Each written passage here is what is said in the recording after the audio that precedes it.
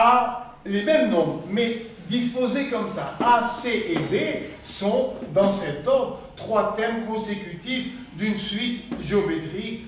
Alors, trouvez A, B et C. Alors, réponse. A, B et C, dans cet ordre, forment une suite arithmétique. Donc, je vais prendre le terme médian, B comme inconnu. Donc ici, j'aurai B moins R et là, B plus R. Et on nous dit, la somme vaut 99. Alors, écrivons la somme avec cette solution qui est là. C'est-à-dire, B moins R plus B plus R égale 99. Vous voyez que sous cette forme, c'est très facile. Souvent, R disparaît. Ça donne 3B égale 99. Donc, B égale 99 sur 3 et ça fait 33. Voilà, on a trouvé B. Maintenant, quels sont les trois nombres? Et voilà, B moins R, B et B plus R. Comment vais-je les écrire? Eh bien, en me servant de B égale 33. Donc, le nombre B vaut 33. Le nombre A vaut B moins R. Ça fait 33 moins R. Et le nombre C vaut 33 plus R. Maintenant, je vais les disposer comme on nous dit ACB. Alors, A, C et B forment une suite géométrique. Ça veut dire, si je prends C comme inconnu, à quoi est égal A? Eh bien, pour passer de A à C, on a multiplié par la raison Q. Pour passer de C à B, au troisième nombre, eh bien, j'ai multiplié par Q. Donc, maintenant, ce nombre, regardez, C, c'est-à-dire 33 plus R, le voilà. Si je l'élève au carré, alors C au carré égale, à quoi est égal C? Il vaut A fois Q. A fois Q. Et à quoi est égal encore C? C'est B divisé par Q, puisque je vais aller en sens contraire. Donc ça fait B divisé par Q. Et vous voyez donc que C au carré est égal à AB.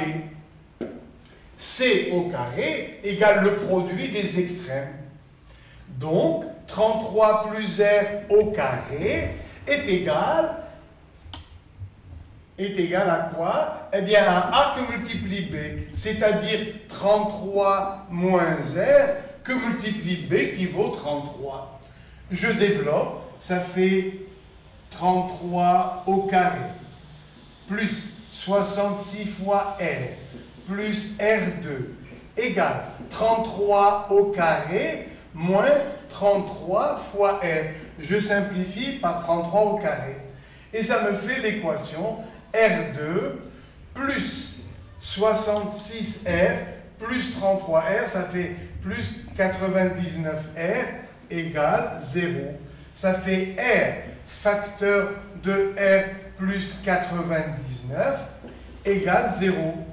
R égale 0 ne m'intéresse pas, c'est la solution banale. Donc la raison, elle, vaut moins 99. La raison de la suite arithmétique. Donc quels sont les trois termes? A, B et C. C'est-à-dire B, on a trouvé 33. Pour A, c'est 33 moins R. D'accord? Et pour C, c'est B plus R, c'est-à-dire 33 plus la raison. Nous avons trouvé donc A égale B moins R, ça fait 33 moins 99, c'est-à-dire 132. Pour B, eh bien c'est 33. Et pour C, 33 plus R, c'est-à-dire 33 moins 99. Et ça fait moins 66. Donc, quels sont les trois nombres A, B et C? Alors donc, A, ça fait 132, B égale 33 et C égale 33 moins 99 et ça fait moins 66. Et voilà les trois nombres. Mais dans l'ordre A, C, B, ces trois nombres forment une suite géométrique de raison Q. Donc je peux dire que C égale le premier que multiplie Q. Et C est égal à B divisé par Q parce que je reviens en arrière. Et si je fais le produit membre à membre, je trouve que C au carré égale A fois Q que multiplie B sur Q, c'est-à-dire à retenir par cœur, C au carré égale donc AB. Donc le terme médian est égal au produit des extrêmes. Vérifions ici, c'est moins 66. Au carré, vous allez trouver AB, c'est-à-dire 132 fois 33. Vous pouvez y aller, donc cherchez vous-même sur la calculette et vous trouverez que 66 au carré égale 132 fois 33. Et le problème est fini. Alors, quatrième exercice. On vous donne une suite définie par UN plus 1 égale 1 demi de UN moins 3 demi, celle qu'on appelle arithmético-géométrique. Avec le premier terme, U0 égale à 1. Je contrôle. Calculons les 4 premiers termes. Alors, on a U0 égale 1. Pour N égale 0, que devient cette égalité? Eh bien, je remplace gentiment N par 0. Ça devient U1 égale 1 demi de U0 moins 3 demi. Il ne faut pas se précipiter parce qu'il y a beaucoup d'erreurs de calcul.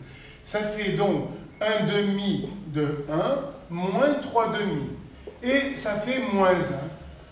Pour N égale 1, 1 et 1, ça fait 2. Donc j'ai U2 égale 1 demi. Alors N, je remplace par 1 partout. Ça fait 1 demi de U1 moins 3 demi. C'est-à-dire 1 demi de moins 1. U1, c'est moins 1. Moins 3 demi. Et ça fait moins 2. Moins 1 demi, moins 3 demi, ça fait moins 4 demi, moins 2. Pour N égale 2. 2 et 1, 3. Ça me donne U3 égale 1 demi de U2 moins 3 demi. C'est-à-dire 1 demi de moins 2 moins 3 demi. Moins 2 demi moins 3 demi, ça fait moins 5 demi. Et le dernier, pour N égale 3, ça me donne U4 égale 3 et 1, 4. 1 demi de U3 moins 3 demi. Ne faites jamais ces calculs dans votre tête. Écrivez-les doucement et soyez prudents. Ça fait 1 demi de U3 moins 5 demi. Moins 3 demi.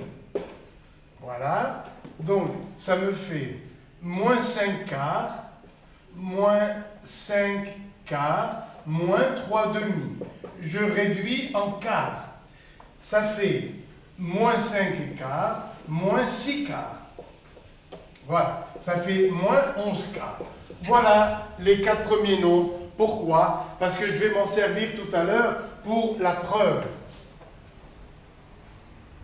Maintenant, on nous dit, à la suite UN, on associe une suite VN définie par UN plus 3. Démontrer que VN est une suite géométrique. D'accord. Alors, je calcule Vn plus 1. Ça veut dire, gentiment, je remplace n par n plus 1. Ça fait Un plus 1 plus 3. C'est-à-dire Vn plus 1 égale Un plus 1. Le voilà. Ça fait 1 demi de Un moins 3 demi. Et je vais ajouter plus 3.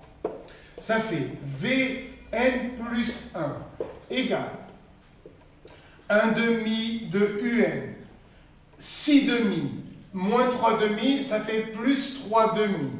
Maintenant, je mets 1 demi en facteur. Ça fait Vn plus 1 égale 1 demi en facteur.